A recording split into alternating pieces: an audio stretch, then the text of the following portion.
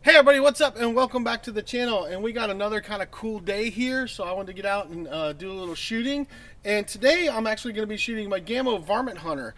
Now this is an old Gamo Varmit Hunter. This one has the green stock on it, and I bought this one back in like 2011, 2012, and it's still going strong. Now this is a spring air rifle. This is not their nitro piston arrow. This actually has a spring in it, which is actually super cool. This is one of the few spring ones that they had back then. And it's a really pretty decent air rifle. Holds up really well. It's got the SAT trigger that you're supposed to be able to adjust. It's okay. It's not as good as any Vyrock or anything like that, but it's okay. I'm running a UTG 3x9x40 scope on it. I've got the magnification set on 6. And this has actually been a great little small game gun. It's pretty darn accurate, 30 yards or less. It's really accurate. And today, we're just going to shoot some small game steel targets that I have out there, kind of show you what this little gun can do. And we're just shooting an older gun. Like I said, this gun is like going on 13 years old now. And it's still been a good little gun. It's one of the few guns that I actually can shoot the Crosman Premier Domes out of. These bad boys right here, that it actually shoots them fairly decent. So I actually figured I'd shoot the Crosman Premier Domes because you can find those at any Walmart. And I figured I'd pick off a few targets plinking with this one today and just show you guys what an older spring air rifle was like and kind of the accuracy that you can get out of it. Now this one does have a tendency to throw that every 4 or 5 pellets. You get that flyer no matter what. And this one has a tendency to like to be shot a certain way. I haven't shot this one since about a year ago, so I'm gonna have to figure it out because I've been shooting my Vyrock, so this is gonna be a little different. So I'm probably gonna miss a couple times, I'm sure. But let's just get out here and plink some targets. I've actually got a squirrel target lined up in my camera right here, right now. So we're just gonna shoot a little bit, have a little fun with an older air rifle that is a budget for. These were budget. Oh, I just hit my camera.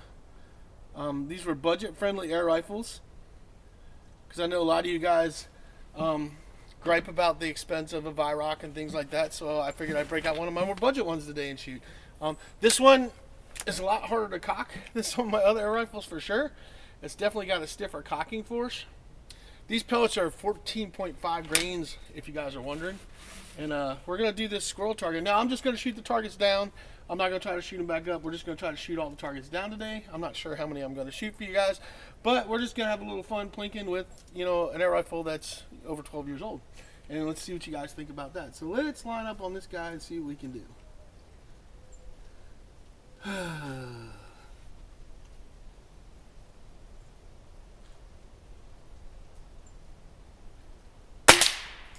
There you go.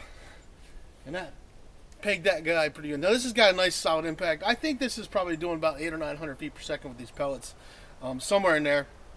But that was a pretty cool shot. We smacked that guy. So let's scroll over. Oh, and you guys need to know the yardage on that.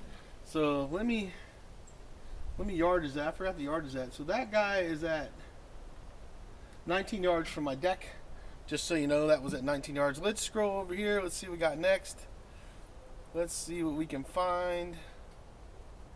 Alright, let's go for... I got a better lineup of these guys, so let's do this prairie dog guy right here. He's pretty close, but we'll shoot him anyway. We'll range him. Prairie dog is at 18 yards, so we'll pop him real quick. And yeah, this one is a two-hander for me. But it's a good air rifle, and it's been really good. It's held up really well over the years. It doesn't get a whole lot of love anymore because I got all my Vyrocks and stuff. But I still like to get it out and shoot it every now and then, and it's still a good pesting gun. So let's do this prairie dog.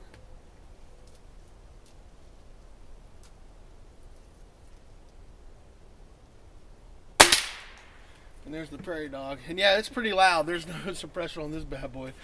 So it's pretty loud when you check the focus on this guy.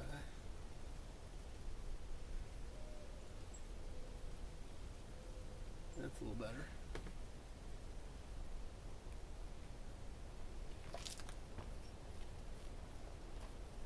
That's a little better. Just checking my focus a little bit there. But it's a pretty loud air rifle. Now I got another squirrel out there that's a little bit further. He's right there. Maybe we'll shoot that rabbit instead. We'll shoot over the squirrel to the rabbit. Let's line up the rabbit there. There's Mr. Bunny Rabbit right there. He's in my sights over that guy. Now, a couple things I always like to say in my videos is, number one, when you're loading your pellets, always keep your hand on the barrel. Number two, always check your stock screws. Check your stock screws here. Check your stock screws here, because if those loosen up, you'll start getting poor accuracy. And let's see how far my Mr. Bunny's out there.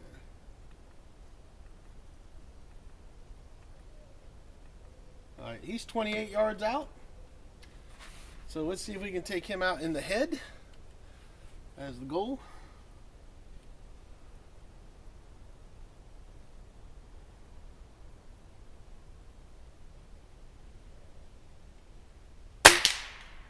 Well, we hit him, but he didn't go down. So let's try to do that again.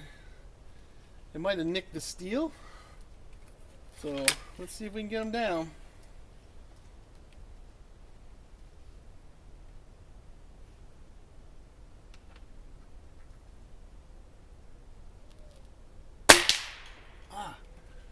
It's hitting him. He's not going. I can even see the paint coming off of him.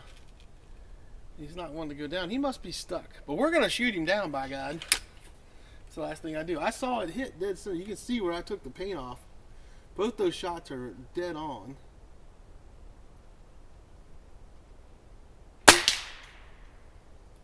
That's the third one. That's all. If you guys can see that, you can see in there that I'm hitting it. It's just not going down for some reason. I don't know what's going on with my bunny. He must be rusted up or something. I don't know what's going on there.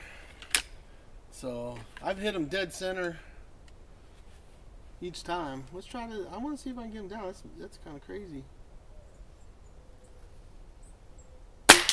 There we go.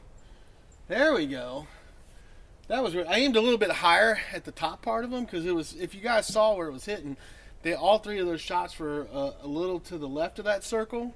And they were all on top of each other. But for some reason, it wasn't going. So the spring must have been a little rusted on that. But that's okay. We got him. That was a bunch of headshots for that dude. So let's see if we can get the bird in the camera. You know. Let's see if we can get the bird in there. If I can, I'll try to crop those shots out and show you where it was hitting with an arrow, so you guys can see that I was hitting the center. I will try to do an instant replay on that for you guys, if it's possible to get that in focus. But we're going to go for the bird. The bird is, where's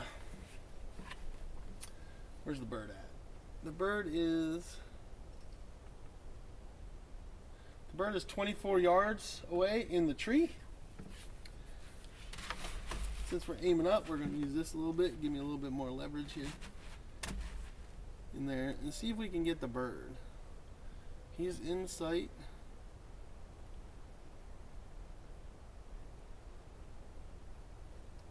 Yeah, there you go.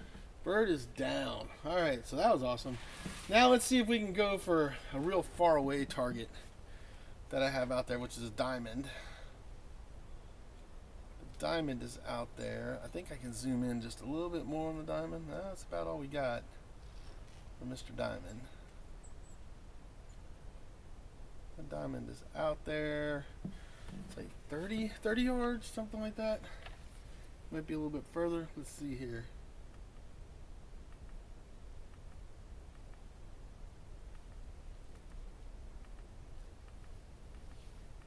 Alright. The diamond is at 31 yards. That's what I'm getting consistently. So we're going 31 yards for the diamond. Crossman dome pellets, 14.5 or 14. They're either 14.3 or 14.5 grain. I can't remember. And let's see if we can hit that for our last one. At least try to get it. Oh, there's a stick in the way too.